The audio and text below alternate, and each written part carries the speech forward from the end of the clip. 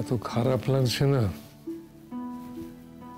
আজকে মেয়েটার রিসেপশনে থাকার কথা, সেখানে না থেকে হসপিটালের বেডে শুয়েও। এটার কিন্তু কোনো প্রয়োজন ছিল না বলো। তাও জোর করে কেন যে আমি মানা করতে পারলাম না। তুমি তো মেঘ আর ময়ূরী দুজনেরই মা। দুটানায় থাকাটা তোমার পক্ষে স্বাভাবিক। বিয়ান, নীলের ঠাম্মা, ওরা কি ভাববে বলো তো? আমাকে খুব স্বার্থপর ভাববে না গো? তা কেন? তুমি যখন নিজে ওখানে গিয়ে মেয়েকে সঙ্গে করে নিয়ে এসেছো, তখন তোমার দুশ্চিন্তা কতটা হচ্ছে ওনারা নিশ্চয়ই ফিল করেছেন। কিন্তু ওকে বেশিক্ষণ এখানে আটকে না রেখে ওকে যত তাড়াতাড়ি সম্ভব পাঠিয়ে দেওয়াটা উচিত আমাদের। হ্যাঁ গো, অনেকটা সময় লাগছে না? মেঘের শরীর টরীর ঠিক আছে তো? আমরা বাইরে চলে এলাম, একবার জেনে আসবো। অস্থির হয়েও না, ভেতরে নার্স আছে, যদি সেরকম দরকার হয় আমাদের জানাবে। বড্ড খারাপ লাগছে জানো, মেয়েটার উপরে আমি বড্ড অত্যাচার করি। আমি জোর করে ওকে ধরে আনলাম, আর ও এক কথায় চলে এলো। কেমন যেন জুলুম করছি মেয়েটার ওপর, সুযোগ নিচ্ছি। ঠিক আছে, এরকম করো না, শরীর খারাপ করবে। ক্যান্টিনে যাবে, একটু চা খাবে? আমাকে খেতে বলো না, আমি কিচ্ছু খাবো না। যতক্ষণ না সব কিছু মিটবে আমার গলা দিয়ে কিচ্ছু নামবে না। আর শরীরের কথা বলছিলে, আমি না মরে যেতে পারলে শান্তি পাই। মরে যাওয়ার কথা ভাবছো? আমি কি করব? আমার কি হবে? তোমাকে ছাড়া তোমার এক মুহূর্ত চলবে না। আমি সহমরণে যাব। এই ঠিক সময় এসে গেছিস। আয় আয় আয়, তোর মা খুব চিন্তা করছিল। তুমি চিন্তা করছিলে না? ঠিক আছে ঠিক আছে, তো শরীর ঠিক আছে তো? ঠিক আছে বাপি, কোনো প্রবলেম নেই, একদম ঠিক আছে। চোখ মুখ খুব ক্লান্ত লাগছে, ওখানে গিয়ে কিন্তু একটু বিশ্রাম নিস। কিছু খাবি? না, ওনারা গরম দুধ খাওয়ালেন, আর কিছু লাগবে না, আমি ঠিক আছে। আর বলছি, তোমরা একবারও রিসেপশনে যাবে না? হ্যাঁ, এখানে তো সিচুয়েশন আন্ডার কন্ট্রোল। আপনারা ওখানে এলে কিন্তু আমাদের ভালো লাগবে। হ্যাঁ হ্যাঁ, যাবো তো বটেই। তোরা এগো, তারপর আমরা আসছি। আর দেরি করো না, ওকে নিয়ে এগো। আমার গাড়িটা নিয়ে চলে যাও, নিচেই আছে ড্রাইভার। তো তোমরা কিভাবে যাবে? কাকামণিকেও ছেড়ে দিলাম, আমি বরঞ্চ একটা ক্যাব ডেকে নিই। তার দরকার হবে না, ম্যাডামের সারথি চলে এসেছে। আজ আমি সারথিও তোমাদের নিয়ে যাব। তুমি আবার উদয় হলে কোত্থেকে? তোমার আজকে শো ছিল না? সে তো হয়ে গেছে, আমি আজ প্রথম শিল্পী হিসেবে গেয়ে নিয়েছি। তারপর ভেবেছিলাম রিসেপশনে যাব, কিন্তু ম্যাডাম গিনির কাছে সবকিছু শুনে তার অর্ডারে সোজা এখানে এসে হাজির হলাম। মেঘ, আর ইউ ওকে? হ্যাঁ, আরে সবাই এতবার করে জিজ্ঞেস করছো, আমি একদম ঠিক আছি, তোমরা চিন্তা করো না। চলো এবার, না ঠাম্মি সবার কাছে এখন কত বকুনি খেতে হবে। তুমি খুব ভালো সময় এসছো জিষ্ণু, থ্যাঙ্কস। আঙ্কেল, তাহলে আমরা আসছি। হ্যাঁ হ্যাঁ, এসো। চলো চলো। হ্যাঁ চলো, আপনি একটু দেখুন। শোনো শোনো, যেটার জন্য তোমাকে বলছি। সাবধানে সাবধানে জামা বলছি। শোনো,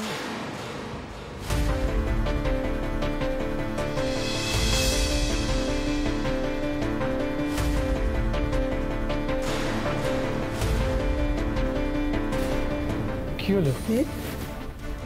কি হলো?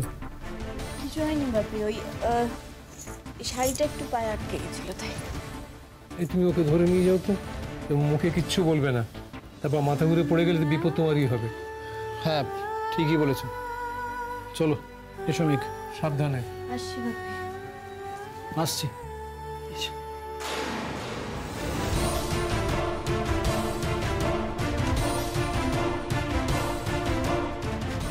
মেঘের শাড়ি তো আটকায়নি, ওর মাথাটা ঘুরে গেছিল। তার মানে ও কি পুরো ফিট নয়? চিন্তায় ফেলে দিল মেয়েটা।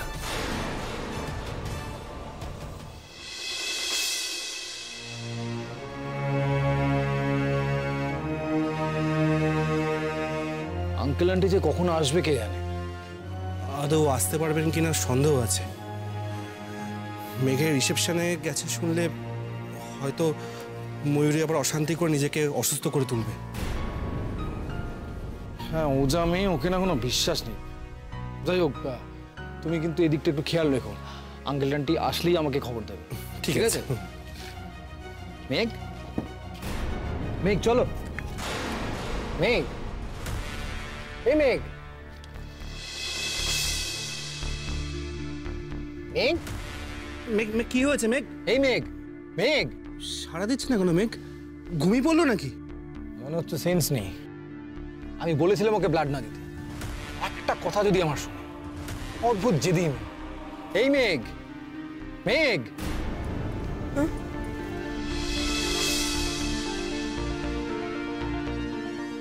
সরি, মানে একদম ঘুমিয়ে পড়েছিলাম। চলো। আর কেন, তুমি তো ঘুমিয়ে পড়েছিলে। এদিকে আরেকজনের মুখ যদি দেখতে না, মনে হচ্ছিল প্রাণটা বেরিয়ে হাতে চলে আসবে। আমিও ঘাবড়ে গিয়েছিলাম। জল খাবে নাকি? না না, ঠিক আছে। এই যে স্যার, কি ভেবেছিলে যে মেঘ মরে গেছে? ঘাবড়ে গেছিলে খুব? শাট আপ মেঘ, চুপ করো, একদম চুপ করো। কেন বলো না, কি ভেবেছিলে? এই এত কিছুর পরেও মেঘ টাটা করে, মানে টাটা না করে চলে গেল? আমি কিন্তু তোমাকে এই উল্টোপাল্টা কথা বলতে বারণ করছি, একদম বলবে না এসব কথাবার্তা। আচ্ছা, এভাবে বসে বসে মরে গেলে ব্যাপারটা কিরকম বোকা বোকা হতো, তাই না? মরে যাওয়াটা একটু ধুমধাম করে হলে।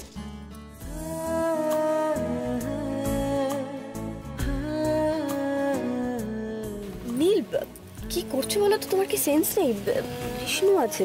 দুজনের কথা যখন শুনতে পাচ্ছি, আশা করি আমি ওইদিকে তাকাতে পারি। আমি আসল সিন স্কিপ করে গেছি। শোনো, আর কোনোদিন এসব আজে বাজে কথা বলবে না। বললে কিন্তু তুমি যেখানে বলবে না, আমি সেখানেই ঠিক এইভাবে তোমার মুখ বন্ধ করবো। বলবো না, কখনো বলবো না।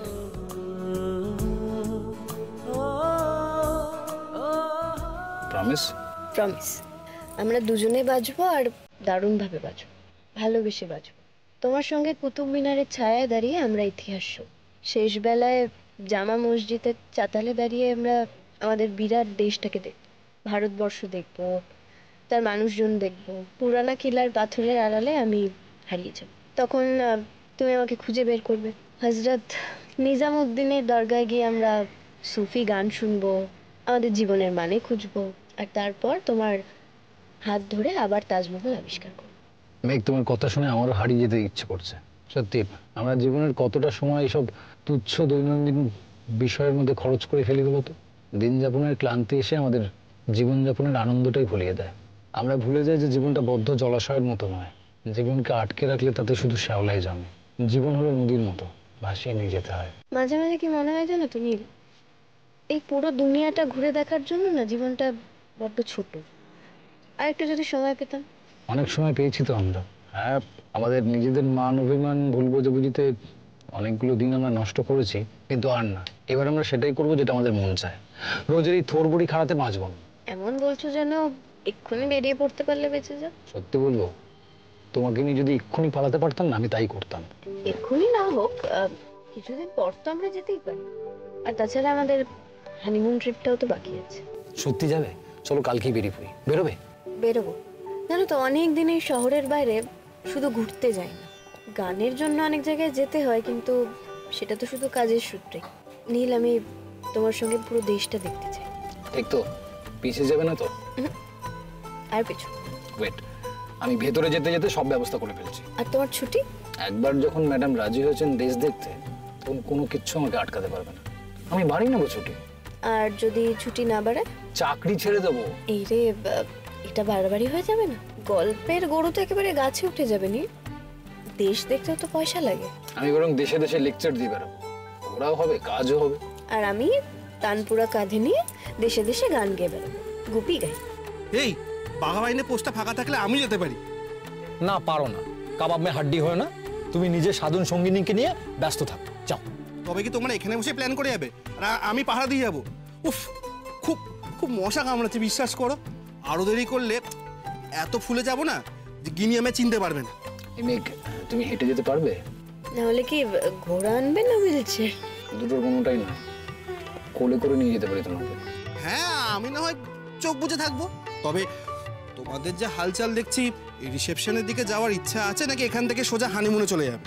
তোমাদের উদ্দেশ্য কিন্তু আমি কিছু বুঝতে পারছি না। না মানে আমাকে সেই মতো জানালে আমি ভেতরে গিয়ে সেই মতো খবরটা দিতে পারি। এই সরো, বেরো।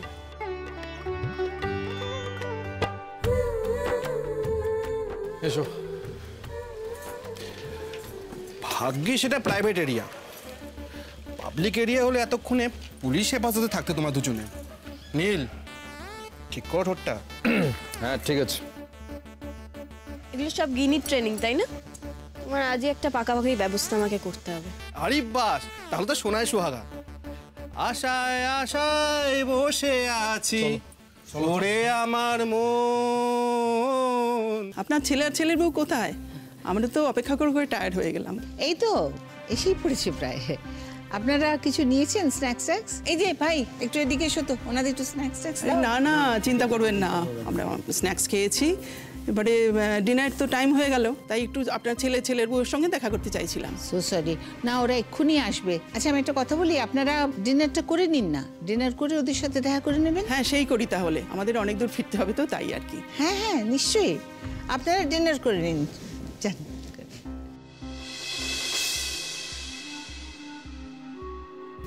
এই গিনি, জিষ্ণুকে তো পাঠালে, কোথায় সে? ফোন তো ধরছে না, হসপিটালে ঢুকে গেছে এইটুকু আমি জানি। কি এমপ্রেসিং একটা সিচুয়েশন হচ্ছে বলতো, যাদের রিসেপশন তারাই নেই।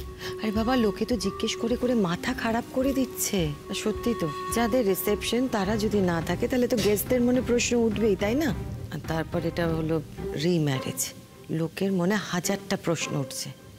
আর কত সামাল দেবো বলতো? আচ্ছা মা, মেঘের শরীরটা ঠিক আছে তো?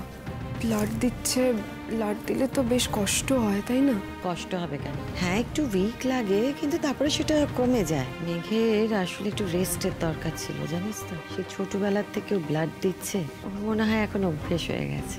আশা করি আজকের পর বেচারি কিছুদিন বিশ্রাম পাবে। ওই দেখ, তোর বাবা আবার ওখান থেকে হাত নাড়ছে, বোধহয় কোনো কলিগের সঙ্গে আমাকে আলাপ করাবে। তুই এদিকটা দেখ, আমি ওদিকে যাচ্ছি। হ্যাঁ, একটা ফোন করে দেখ না, নাতবউ তো এখনো ফিরছে না।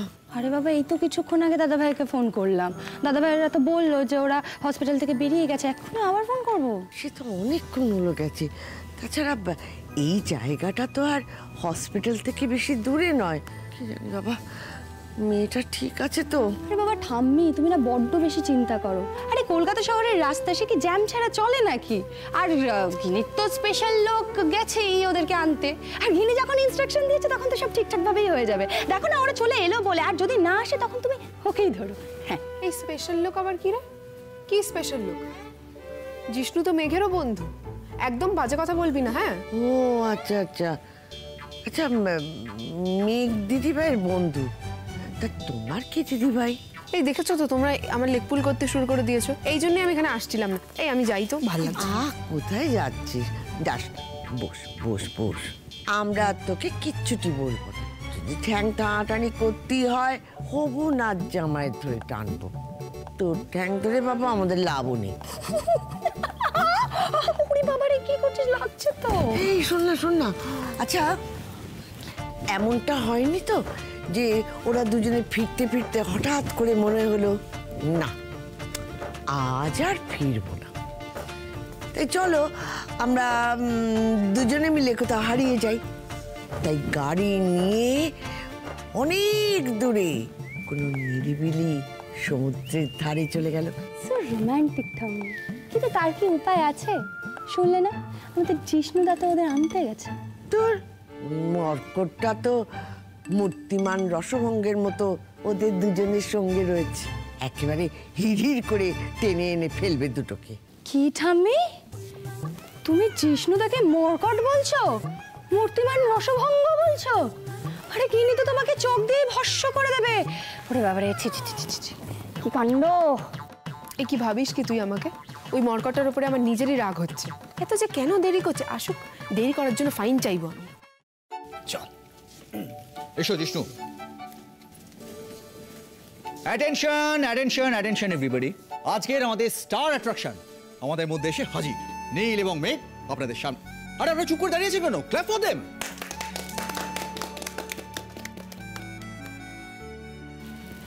এই তুমি কোথায় যাচ্ছ? তুমি এখানে চুপ করে বসবে, একদম কথা উঠবে না, বসো। এই মেয়ে, শরীর ঠিক আছে তো? শোনো, এখানে এসে সকলের সঙ্গে ঘুরে ঘুরে আলাপ করতে হবে না। যেখানে বসতে বলবো সেখানে চুপ করে বসবে, সবাই তোমার সঙ্গে এসে আলাপ করবে। ঠিক আছে? দিদিভাই বলছি যে মেঘকে একটু শরবত এনে দিই। হ্যাঁ, এই সময় একটু সলিড দিলেই তো ভালো হতো। তো যাই হোক, শরবতই দি। আচ্ছা কাকিমণি, তোমরা এত ব্যস্ত হও না, আমি একদম ঠিক আছে। তোমার যা ধকলের ওপর ধকল যাচ্ছে, শোনো তুমি কিন্তু এখন আর পাকামি করবে না, হ্যাঁ? দিদিভাই যা বলবে, যেখানে বসতে বলবে সেখানেই বসবে। নীল, তুমি ওখানে বউয়ের পাশে দাঁড়িয়ে কি করছো? যাও গেস্টদের দেখো। তোমরা এতক্ষণ ছিলে না, আমি আর দিদিভাই উত্তর দিতে দিতে হাঁপিয়ে গেছি, বুঝেছো? এবার তুমি যাও, গিয়ে আপ্যায়ন করো। কিছু গেস্ট কিন্তু খেতেও বসে গেছে, হ্যাঁ? সেদিকটাও দেখো। আচ্ছা বেশ, তোমাদের হাতেই আমার বউকে সঁপে দিয়ে গেলাম, সাবধানে রেখো কিন্তু। নীল, দাঁড়াও, তোমার সঙ্গে একটু কথা আছে। আগে ওই মেঘকে বসিয়ে দেওয়া হোক, তারপর বলছি। মেঘ, তোমার বন্ধু রেশমি অনেকক্ষণ আগে এসেছে জানো তো? ওমা, তাই নাকি? ও কোথায়? আসলে কি বলতো, কলেজ ইউনিভার্সিটি কাউকেই তো জানাতে পারিনি। লাস্ট মোমেন্টে একমাত্র ওকেই জানাতে পেরেছিলাম। খুব ভালো করেছো। তবে সে এসে লালের সঙ্গে দিব্যি আলাপ জমিয়ে ফেলেছে। মনে হচ্ছে লালটার একটা গতি হয়ে গেল। মেঘ, তুমি বসো, আমি রেশমিকে ডেকে দিচ্ছি। আর গিন্নি, জিষ্ণু, তোমাদের বলি মেঘের একদম কাছাকাছি থাকবে সঙ্গে সঙ্গে। যদি দেখো একটু শরীর খারাপ হচ্ছে, অস্বস্তি হচ্ছে, সঙ্গে সঙ্গে আমাকে বলবে, 1 মিনিটও দেরি করবে না, ঠিক আছে? আন্টি, আমার মনে হয় মেঘ এখন দারুণ আছে, ওরা শরীর খারাপ করবে না। কি নীল, তাই তো? হ্যাঁ, এসো ভেতরে এসো, এসো এসো এসো এসো এসো।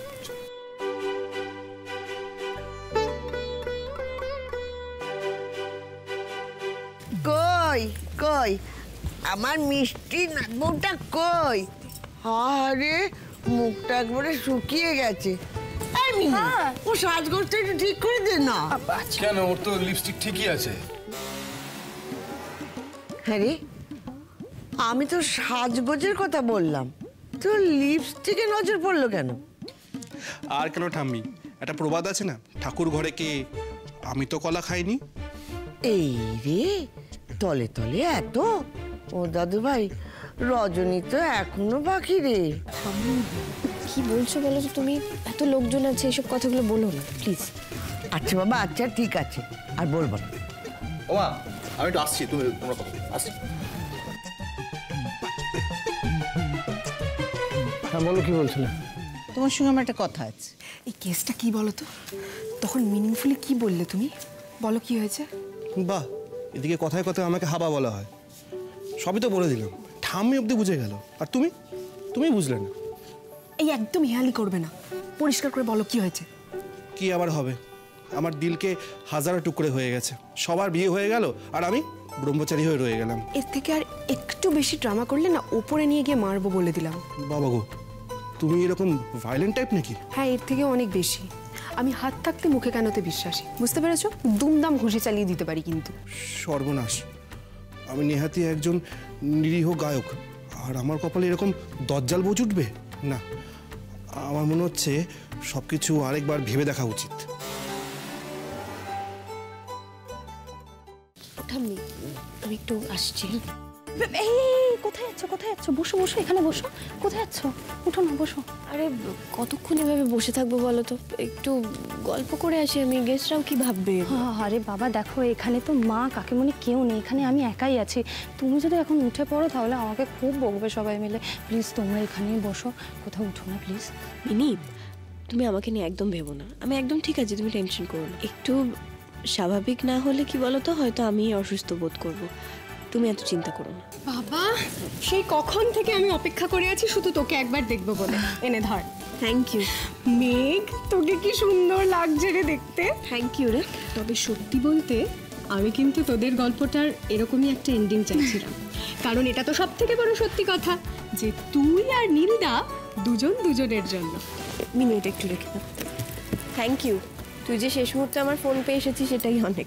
উমা, আমি আবার আসবো না তা হয় নাকি? তবে ঠাম্মি, তোমাকেও কিন্তু আজ দারুণ লাগছে। হ্যাঁ, নজর পড়েছে তাহলে? ভুলে যেও না, তোমার বান্ধবী গলায় মালা দেবার আগে আমার নীল দাদু ভাই এই বুড়ির গলায় মালা পরিয়েছিল। সতীনের ঘর করবে তোমার বান্ধবী। তবে এরকম একটা কিউট সতীন থাকলে কিন্তু আমিও বিয়েতে রাজি হয়ে যেতাম। বটে, তবে আমার কিন্তু আরেকটি বড় আছে, কিন্তু তুমি আসার পর তো আমি দেখছি তোমার পিছু পিছু পিছু পিছু ঘুরে বেড়াচ্ছে। ঠাম্মি, তোমার মুখে কি কিছু আটকায় না? আরে আমি তো ওনাকে জাস্ট মানে মেঘ ছিল না বলে আমি একটু বিয়ে বাড়িতে, প্লিজ আপনি কিছু মাইন্ড করবেন না, আমাদের বাড়ির লোকজন এরকম উল্টোপাল্টা কথা বলে মাঝে মাঝেই। তাই নাকি? শোন দাদু ভাই, আমি বুড়ি হয়েছি ঠিকই, কিন্তু আমার চোখের দৃষ্টি না এখনো কমেনি। আমি যা দেখেছি ঠিক দেখেছি। নেহাত এই ফুটফুটে মেয়েটাকে লজ্জা দিতে চাই না, তাই আমি বেশি কথা বললাম না। হ্যাঁ, তবে তোমার মধ্যে যা দেখার আমি দেখেছি। ঠাম্মি ঠাম্মি প্লিজ চুপ করো। আসলে কি বলো তো লাল, ঠাম্মি আজকে সবাইকে এরমভাবে লজ্জা ফেলছে। যদিও ঠাম্মি যেটার ইঙ্গিত করছে সেটা যদি অ্যাকচুয়ালি হয়, তাহলে আমার থেকে বেশি খুশি কিন্তু কেউ হবে না। আচ্ছা আচ্ছা ঠিক আছে, এতটা বোধহয় প্রথম দিনে বেশি হয়ে যাচ্ছে, রেশমি লজ্জা পাচ্ছে। এই টপিকটা নিয়ে না হয় উনি যাওয়ার পর আমরা আলোচনা করব। আর ফোন নাম্বার তো মেঘের কাছে পেয়েই যাব, তাই না ছোট ভাই? আচ্ছা মেঘ, একটা কথা বল, তোর মতো একজন ফেমাস সিঙ্গারের রিসেপশন একটা রিপোর্টার নেই কেন? আমি বলছি, ওটা মেঘ আর দাদা ভাইয়ের কড়া হুকুমের জন্য। ওরা একদমই ঘরোয়া অনুষ্ঠান করতে চেয়েছিল, ওই আত্মীয় স্বজন আর বন্ধু বান্ধব নিয়ে। বিয়েটাও অবশ্য সেরকমই অ্যারেঞ্জ করা হয়েছিল, তবে সেটা অন্য গল্প একদম। হ্যাঁ, সেই গল্পটাও তো আমাকে শুনতে হবে। তবে মেঘ, তোর দেওর কিন্তু আমাকে একটু একটু বিয়ের গল্পটা বলেছে। এ তো সাংঘাতিক কাণ্ড। আজ এসব থাক, বুঝলি তো। আর লাল, তুমি কি আমার বন্ধুকে কিছু খাইয়েছো না বেচারি শুকনো মুখেই ঘুরছে? সেটা ওনাকেই জিজ্ঞেস করো। শরবত থেকে বিরিয়ানি সব অফার করা হয়ে গেছে, কিন্তু উনি বোধহয় পণ করেছিলেন যে তুমি না আসা অবধি কিচ্ছু মুখে তুলবেন না, তাই কোনো অফারই অ্যাকসেপ্ট করেননি। না না, সেরকম কিছু নয় রে, আমি অল্প স্বল্প কিছু খেয়েছি। আচ্ছা শোন না, একটা কথা বল, তুই কি আমার সাথেই শুধু কথা বলে যাবি? এই যে আজকে এত লোকের ভিড়, সে তো তোকে দেখবে আর তোর সাথে কথা বলবে বলে, আমার সাথে এত ফর্মালিটির দরকার নেই। হ্যাঁ লাল, তুমি একটু রেশমিকে দেখে রেখো, কেমন? ডোন্ট ওয়ারি বৌদি, আসুন আমার বন্ধুদের সঙ্গে আপনাকে আলাপ করে দিই।